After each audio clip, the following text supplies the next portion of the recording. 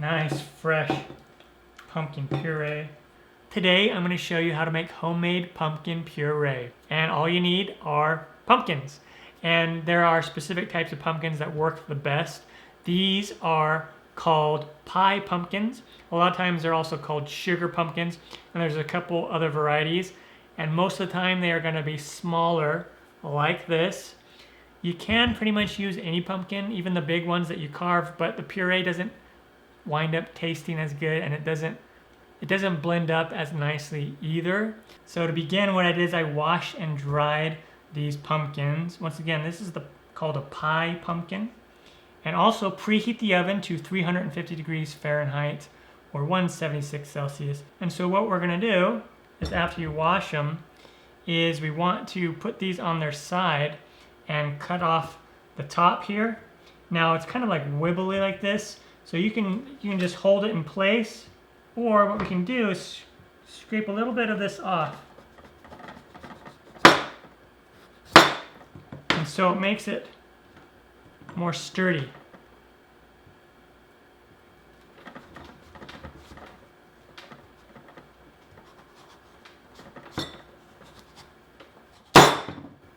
All right, and now what we'll do is we'll just cut this in half. I'm just turn it over like this, so it's a little easier. And then we'll just cut down on this and go right through the middle.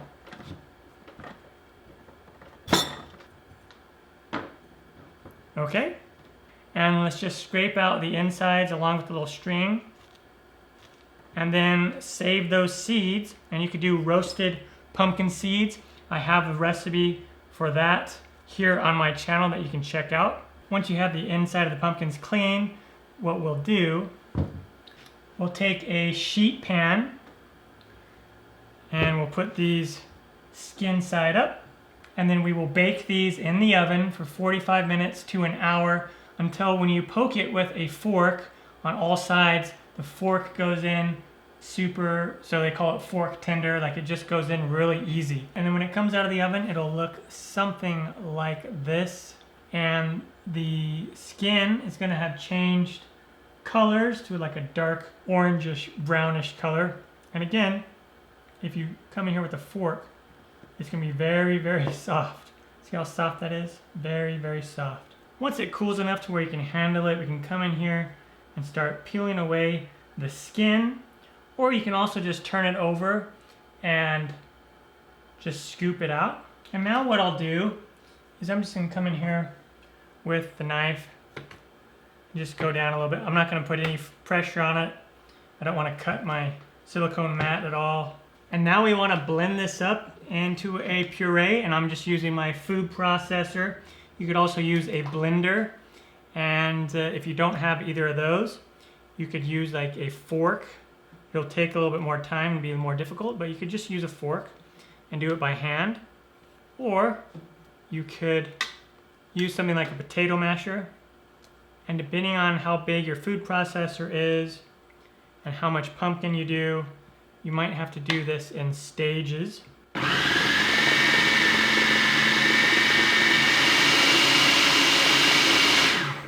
And sometimes it doesn't even take a couple minutes. It might even just be a minute. Wow, yeah. And here's what it looks like in the food processor. Awesome. And now, I'm just gonna put it in this bowl, Pyrex bowl, because I have a lid for it. Nice, fresh pumpkin puree.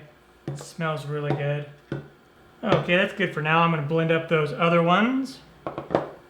So I can put a lid on that bowl and then put it in the fridge where it will last for about a week. Or you could put it in Ziploc freezer bags and put it in the freezer where that puree will last 5 to 6 months. So it makes sense to do a whole lot of this up front at once, and then you can supply yourself with a lot of fresh puree for the next few months to handle all of your pumpkin puree needs. Awesome.